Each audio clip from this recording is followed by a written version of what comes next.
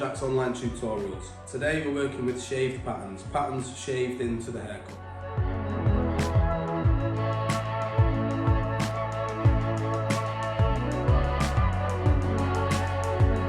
Start at the bottom and you'll see straight away that I'm going almost flush to the grain. You can now start to see the foundation of the pattern, and then we'll move on to the next stage, which you'll really see it come to life.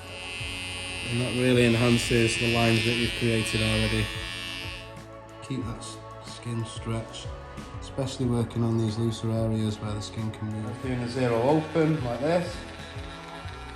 Just going to drop down a little, use a zero close. Take away that weight line at the top.